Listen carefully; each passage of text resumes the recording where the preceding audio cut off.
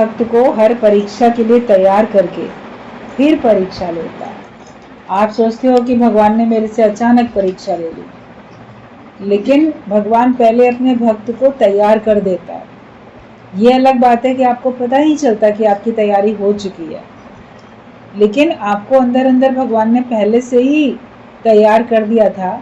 इसीलिए बड़ी से बड़ी, भारी से भारी परीक्षा, परिस्थिति, परेशानी, दुख कुछ भी आए आपके जीवन में, तो आप उसको सह पाते हो। अगर भगवान ने तैयार ना किया होता तो आप उसको सह नहीं सकते थे। कितना भी कहते हैं असहनीय कष्ट है, असहनीय दुख है, मगर उसको भी तो हम सह पा रहे हैं ना। तो वो सहन शक्ति भगवान ने हमारे अंदर पहले भरी।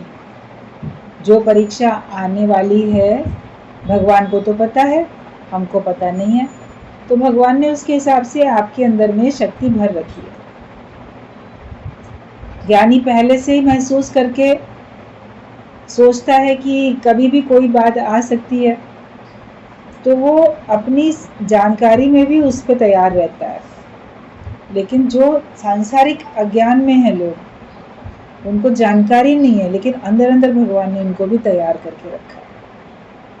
और अपने भक्त की हर परीक्षा के लिए भगवान तैयार पहले करता है और फिर परीक्षा लेता है। और खास करके अभी जो सत्संग में हम लोग सब लोग आ गए, रोज हम अलग अलग लोगों के बारे में सुनते हैं, संसार की नश्वरता और कैसे परिवर्तन होते रहते हैं, वो सब सुनते हैं, तो मन पक्का होता जाता है। क्योंकि उन्हीं में से घुमा फिरा के अगर आएगी तो उन्हीं में से तो कोई बात हमारे सामने आएगी, उसके अलावा तो नहीं आएगी। जिनके सामने जो परिस्थिति आई, उन्होंने कैसे उसका सामना किया, वो सब हमको सत्संग में सुनने को मिलता रहता है। तो आपके सामने जब आती है तो आप बोलते कोई नई बात थोड़ी है, ऐसा तो कई लोगों के साथ हुआ है, मेरे साथ भी हो गया, तो क्या हुआ। ज्ञान से मैं अपने को बराबर संभाल लूँगा, संभाल भी लेते हैं। तो भगवान अपने भक्त को हर परीक्षा के लिए तैयार करके फिर परीक्षा लेता है। शरीर कैसे बेवफा और बेबका है, ये दिखाता है कि इसमें आत्मा कैसे न्यारा और निराला है, इसका निश्चय कराता है। हर एक देखता है कि शरीर कितना बेवफा है और बेबका है, मतलब कि सदा रहने वाला नहीं है। दूसरों का देखते हो, अपने घर में देखते हो, सबके घरों में से कोई ना कोई दुनिया से गया है। अभी आजकल जैसे पितृपक्ष चल रहा है, तो सब लोग अपने घर के गए हुए लोगों को याद कर लेते हैं, उनके प्रति श्रद्धा व्यक्त करते हैं, उनको मनी मन सम्मान देते हैं। उन्होंने सारे जीवन में आपको जो दिया उसको याद करके कृतज्ञता को महसूस करते हैं। उन्होंने सब कुछ दिया अपनी ओर से जितना उनके पास था। कभी भी आपके फैमिली मेंबर्स ने, आपके माता पिता ने, आपके दादी बाबा ने, आपके नाना नानी ने, जो बड़े लोग थे, उन्होंने आपको कभी दुख तो नहीं दिया, अपनी ओर से आपको सुखी करने का ही प्रयास किया। स्वयं को कष्ट में रख लिया होगा, लेकिन आपको सुख दिया होगा, और जितना उनके पास था उतना उन्होंने दिया। हमारे सच्चे हितैषी, सच्चे हमदर्द, सच्चे शुभ चिंतक बन के वो रहे, और जिनके पास जितनी संपत्ति थी वो संपत्ति थी, जो अनुभव था वो दिया। तो उन सबको याद करके आज कृतज्ञता महसूस करनी चाहिए, धन्यवाद अदा करना चाहिए, और उनके निमित्त आपके पास जो कुछ है वो अर्पण करना चाहिए श्रद्धा भाव से। इसीलिए श्राद्ध है, इसीलिए ये सारे दिन होते हैं, ताकि कम से कम साल में एक बार आप उनको भी तो याद करो जिनकी वजह से तुम हो। और जो हम काम करें, अगर वो जीवित होते तो उनको खुशी मिलती, तो वो उनके सामने कर पाए या नहीं कर पाए, आज कर लो। और अच्छा काम करोगे तो जो इस समय तुम्हारे संग हैं, जो भी प्राणी इस समय तुम्हारे इर्द गिर्द हैं, तुम्हारे घर में हैं, तुम्हारी जानकारी में है, तो वो भी तो खुश होंगे। तुमको अच्छा जीवन बनता हुआ देख के, बनाते हुए देख के, वो लोग आज भी तो खुश होते हैं, जो भी आपके इर्द गिर्द हैं, आपके घर वाले जो जीवित हैं, और आपका मन भी संतुष्ट रहता है। तो इसलिए काम हमेशा ऐसा करो जिससे कि हमें और सबको सुख मिले। शरीर को ही केवल देख के बैठते हैं तो वो तो नश्वर है, जाने वाला है। आप शरीर को याद करके मान लो रो, अरे मेरा फलाना चला गया, इन दिनों में मान लो आप रोना गाना करो, रो बैठ के, या रोज़ भी याद करके रोते हो, दुखी होते हो, तो वो गलत है। उसके लिए गुरु हमको पक्का कराते हैं कि शरीर तो परिवर्तनशील है, वो तो जाएगा ही, सदा थोड़ी रहने वाला है। किसी का भी शरीर क्या सदा रहा? सतयुग से लेके कलयुग पहुंच गया, और ये चक्र पता नहीं कितनी बार चल गया, और आगे न जाने कितनी बार चलता रहेगा। लेकिन जो जन्मा है उसका मरण है ही। जितनी चाबी भरी राम ने उतना नाचे खिलौना। तो जब हम ज्ञान में आते हैं तो हम कम से कम इस बात के लिए तो पक्के हो जाते हैं, वरना मृत्यु के लिए संसार में कोई पक्का नहीं होता। उसके बारे में जानकारी भी नहीं लेना चाहता, बोलना भी नहीं चाहता। कोई कुछ कहने लगेगा तो बोलेंगे शुभ शुभ बोलो, ऐसा नहीं बोलो। कभी कभी घरों में अगर कोई बड़ी उम्र का व्यक्ति होगा, वो बोलेगा अपनी पत्नी से कि देखो मैंने ये ना वसीयत बना रहा हूँ और ये तुम देख लो कर लो, तो बोलेगी अरे अरे हमें नहीं दिखाओ, बनाओ भी नहीं, अशुभ बात नहीं करो, शुभ शुभ बोलो, क्योंकि कल्पना भी नहीं कर पाते कि ये चला जाएगा दुनिया से, तो इसके बाद मुझे कैसे रहना होगा।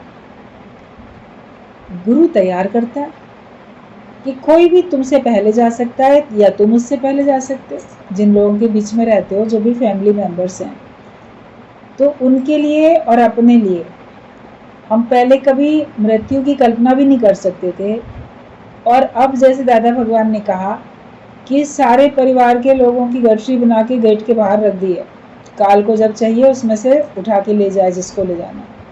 कल्पना से मतलब सबकी आसक्ति हमने निकाल दी, सबसे काम हमने निकाल दिया, मोह सबसे हटा दिया, प्रेम हुआ। मोह हटता है लेकिन प्रेम रहता है, सेवा रहती है मगर अटकाव नहीं होता।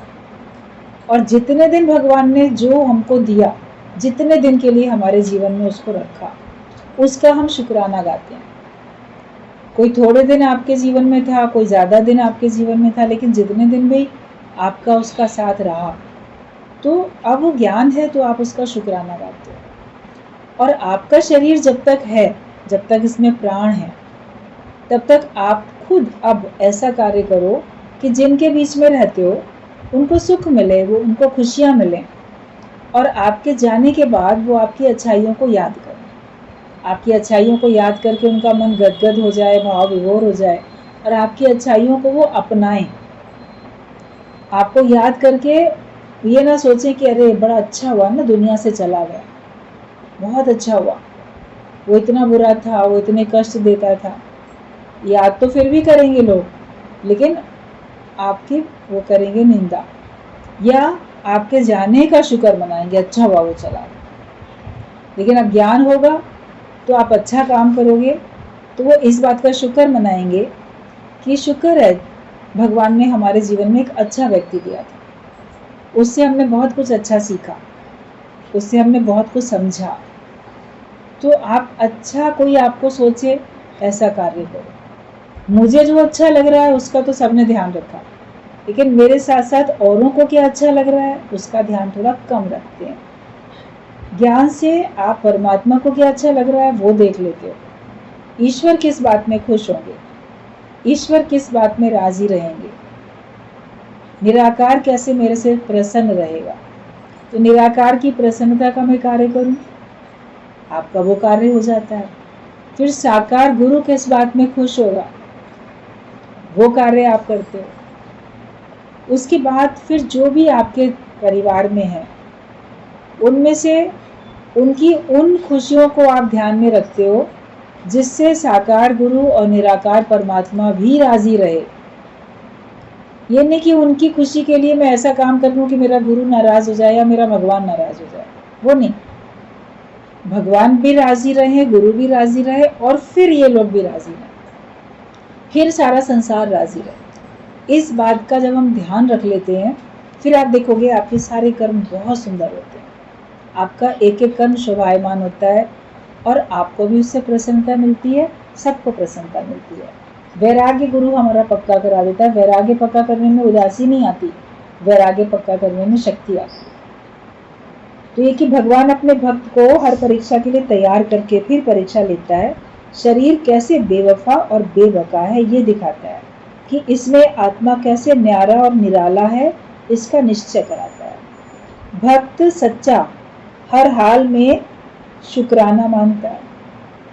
शरीर का कोई अंग भंग भी हो तो भी शुक्राना मानेगा कि आंखें तो हैं, हाथ तो है। जो बच गया उसका शुक्राना मानता है। अभी आपका कोई शरीर का कोई अंग मान लो खराब हो जाए, बड़े दुखी हो जाओगे। 2 आंख में से एक आंख खराब हो गई तो एक आंख का शुक्राना मानो। दोनों आंखें खराब हो गई तो शुक्राना मानो इस संसार को देखने से छूट गए। आंखें देखती, मन को सोचता, कर्म बनाता। न देखेंगे न सोचेंगे। भगवान ने गांधारी की तरह पहले हमारी आंखों पर पट्टी बांधी, देखो ही नहीं। देखोगे तो सोचना पड़ेगा, फिर बोलना पड़ेगा। गलत होता हुआ देख रहे हैं तो सोच रहे हैं, फिर बोल रहे हैं। कान अगर खराब हो गए तो वो लोग जगत की बातें सुनने से बच गए। जो सुनना था गुरु से वो सुन चुके, उसी का मनन करेंगे। सुनना ही नहीं है, बहरे होके ही बैठना था। वैसे भी आंख कान मुख मूंद के नाम निरंजन ले बोला गया है ना। तो आंखें खराब हो जाए तो भी ज्ञानी शुक्राने मानता है, कान खराब हो जाए तो शुक्राने मानता है कि ठीक है, मैं अपने आंखों को बंद नहीं कर पा रहा था, कानों को बंद नहीं कर पा रहा, शुक्र है भगवान ने बंद कर दिए, क्या करना, बहुत सुन लिया, इससे बहुत देख लिया, अब और क्या नया देखेंगे और क्या नया सुनेंगे। कोई अंग अगर ऐसा हो जो नहीं ठीक हो पा रहा है तो परेशान नहीं होता है ज्ञानी, क्योंकि उसने अपनी प्रसन्नता, अपना सुख पहले ही इकट्ठा कर लिया है। जब तक ये अंग आपके काम कर रहे हैं, जब तक आपके संग ये अंग वफादारी कर रहे हैं, इनसे काम ले लो, वरना ये कभी भी स्ट्राइक पे जा सकते हैं, ये कभी भी खराब हो सकते हैं। आपकी जुबान बोलते बोलते कभी भी रुक सकती है। कभी कई ऐसे लोग भी होते हैं, हमने भी देखा है ऐसों को, कि ऐसी पता नहीं प्रॉब्लम होती चली गई, आवाज़ ही रुक गई। फिर जब तक जीवित रहे, 2-3 साल जब तक भी उनका आगे जीवन चला, अपने गले से एक शब्द ना बोल पाए, जैसे गूंगा, बोल ही नहीं पा रहा, इशारे से बताना पड़ रहा है, लिख के बताना पड़ रहा है, गले से आवाज़ ही नहीं निकल रही। तो जो ज्ञानी होगा वो बोलेगा क्या बोलो, वैसे भी मुख मूंदना था, आंख मूंदनी थी, कान मूंदना था, आंख कान मुख मूंद के नाम रंजन ले, मौन में वैसे भी रहना था। भगवान ने हमको ऐसे ही मौन कर दी। तो अगर आपके कोई भी अंग भंग हो जाते हैं, हाथ कट गया, पैर कट गया, अंदर का कोई अंग खराब हो गया, तो ज्ञानी उसमें विचलित नहीं होता, परेशान नहीं होता। जो बच गया उसका शुक्राना मानता है। जो अंग काम कर रहा है वो उसका शुक्राना मानता है, शुक्र है ये अंग तो काम कर रहा है। पूरा शरीर मान लो काम नहीं कर रहा, आपका ब्रेन तो काम कर रहा है ना, आप सोच तो पा रहे हो, विचार तो कर पा रहे हो लेटे लेटे। मान लो आपको ऐसा पैरालिसिस हो गया कि आपका शरीर का कोई अंग हिल नहीं पा रहा, आप पड़े हो बिल्कुल ऐसे, मगर आपको अंदर अंदर तो आप सोच रहे हो, अंदर अंदर तो आपको पता चल रहा है। तो उसका शुक्राना मानो कि शुक्र है मैं सोच तो पा रहा हूँ, तो अब मैं भगवान के बारे में सोचूं, भगवान का मनन चिंतन करूं। अब मैं शरीर का चिंतन क्यों करूं, वरना उस समय भी शरीर का चिंतन करोगे कि हाय मेरा शरीर चल नहीं पा रहा, मेरा शरीर बोल नहीं पा रहा, हिल डुल नहीं पा रहा, तो शरीर में मन जाएगा, तो फिर ये तो आपका गिरावट का कारण बनेगा। भगवान की भक्ति करने वाला भक्त हर हाल में खुश रहता है, हर हाल में। हम लोग को सबको ये अंदर में संकल्प करना है, सबको ये कसम उठानी है कि हम हर हाल में खुश रहें। और शरीर का कोई अंग जब तक काम करता है उसका शुक्राना मानो, काम कम करना बंद कर दे या टोटल बंद कर दे काम करना, हर हाल में आपको शुक्राना ही गाना है। शरीर का कोई भी अंग भंग भी हो तो शुक्राना मानो कि शुक्र है ये नहीं है तो वो तो है। पैर कट गए तो हाथ तो हैं, चल तो नहीं पा रहे, हाथों से काम तो कर पा रहे हैं, देख सुन बोल पा रहे हैं, सुन पा रहे हैं, गा पा रहे हैं भगवान के गीत। जो बच गया उसका हमें हमेशा शुक्राना गाना है। मनुष्य का जन्म तो है, उसकी बीमारी उसको सबक देती है। मनुष्य का जन्म होता है लेकिन बीमारी आती है तो आपको कोई ना कोई सबक सिखा के जाती है, कोई आपको पाठ पढ़ा के जाती है कुछ आपको ऐसे सिखा के जाती है। हर वक्त अपने को जांचने का मौका मिलेगा कि मैं कहाँ हूँ, भगवान में हूँ या अपने शरीर में हूँ। आपको हर वक्त अपने को जानने का मौका मिलेगा। निश्चय जितना आप बीमारी में पक्का कर लोगे उतना बहुत अच्छा है। सुख में नहीं कर पाए तो दुख में तो करो। हालांकि सुख में जो कर लेता है उसको दुख का दिन देखना नहीं पड़ता। अगर दुख वाली परिस्थिति आती भी है तो उसमें दुखी नहीं होता है। तो हमें हर हाल में शुक्राना गाना है और भगवान के दुख सुख को दोनों को सम करके देखना है कि मनुष्य का जन्म तो है और उसकी बीमारी सबको सबक देगी। हर वक्त अपने को जांचने का मौका मिलेगा कि मैं कहाँ हूँ, भगवान में या अपने शरीर, मैं किधर हूँ। मेरा मन शरीर में जाता है या मेरा मन भगवान में रहता है। तन मन धन जिसने गुरु का समझा है उसके दिल में कोई हलचल नहीं आएगी। सब कुछ भगवान के हवाले करो। तन मन धन जिसने गुरु का समझ लिया, भगवान का समझ लिया, तो उसको कोई परेशानी आनी नहीं है। मेरी थोड़ी है ये परिस्थिति, ये भगवान की है, ये गुरु की, वो जाने। ना मेरा घर, ना मेरा परिवार, ना मेरा तन, ना मेरा मन, ना मेरा धन। मेरापन का भाव है तभी तो उसकी संभाल और उसकी चिंता है। जब मेरा है ही नहीं, जिसका है वो जाने। तू जाने तेरा काम, भगवान तुम्हारी चीज है, तुम जानो। तन को जैसे रखना है तुम्हारा है, मन को जैसे रखना है तुम्हारा है, धन को जैसे रखना है तो तुम्हारा है। व्यवस्था तुम ही करो। मैं तो केवल तुम्हारा बन गया और जो कुछ मेरा था वो सब तुम्हारा हो गया। तो निश्चिंत होकर ज्ञानी बैठता है, इसीलिए उसके दिल में कोई हलचल नहीं आएगी। सब कुछ भगवान के हवाले कर दो। सब ड्रामा होता है, खेल होता है, सच है ही नहीं। जो कुछ आंखों से दिखाई देता है वो सच है ही नहीं। सब कुछ ड्रामा है, सब कुछ खेल होता है। सच तो एक ही है और वो तुम हो।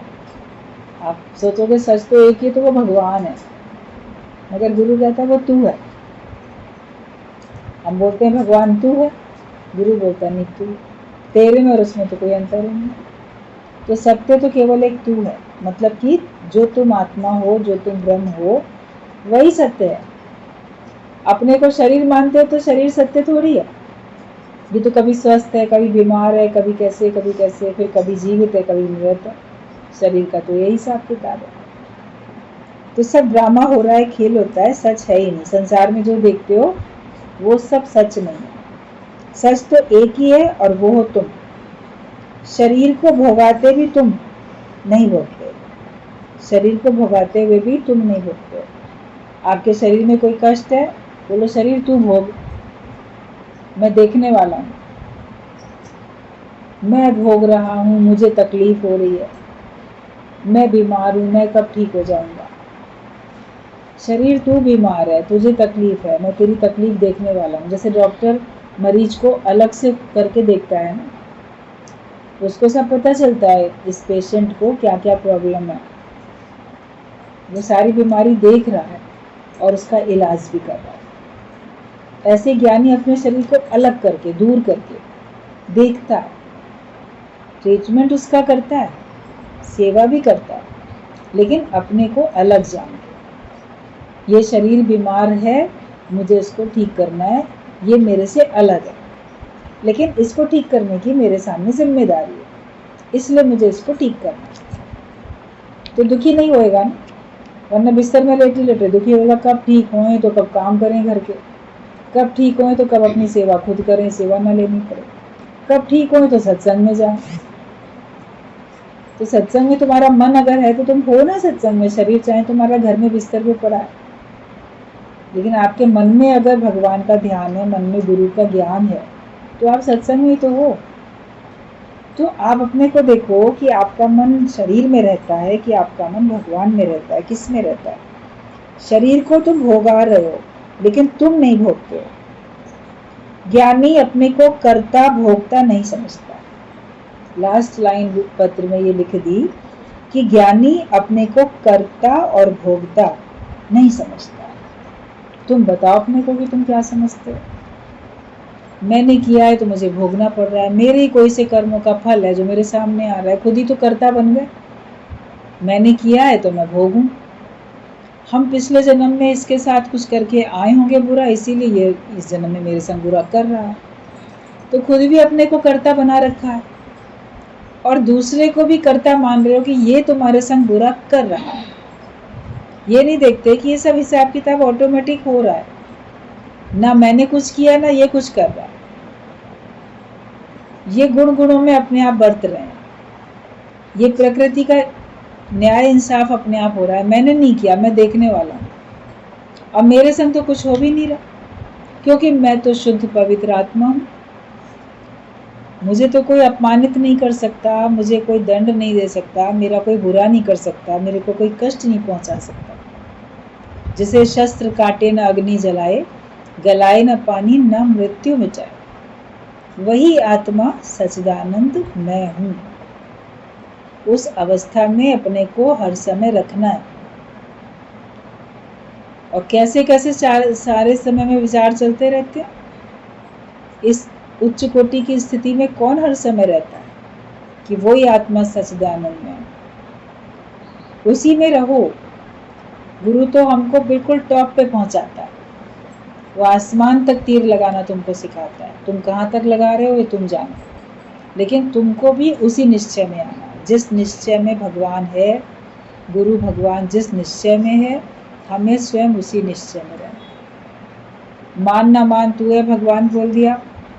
तुम देह नहीं हो, तुम आत्मा हो, तुम ब्रह्म हो। अपने को किसी भी कर्म का कर्ता नहीं मानो। मैं नहीं करता, और जब मैंने किया नहीं तो मैं भोगता भी नहीं। शरीर ने किया और इस मन ने किया। कर्म जो बने हमारे तन से और मन से बने, वाणी से बने, तो इन्हीं को भुगतना पड़ रहा है। उसका बुरा कर्म किया है तो उसका बुरा फल शरीर के ऊपर आता है या मन के ऊपर आता है। फिर आपकी वाणी भी वैसे ही हो जाती है, शब्द भी ऐसे ही निकलते हैं। शरीर से अच्छा किया है, मन से अच्छा किया है तो उसका अच्छा फल तुम्हारे शरीर को मिलता है सुख के रूप में, मन को मिलता है सुख के रूप में। वाणी भी तुम्हारी बड़ी अच्छी होती है, मन खुश होता है तो आप अच्छा अच्छा बोलते हो। जब मन आपका दुखी परेशान होता है तो आपके मुँह से भी और बुरा बुरा निकलता है, कोसते हो दूसरे को। तो शरीर ने और मन ने मिलके किए कर्म, अंधे और लंगड़े ने मिलके आम चोरी किया। माली ने देख लिया, क्योंकि अंधा तो देख नहीं सकता था और लंगड़ा चढ़ के तोड़ नहीं सकता था।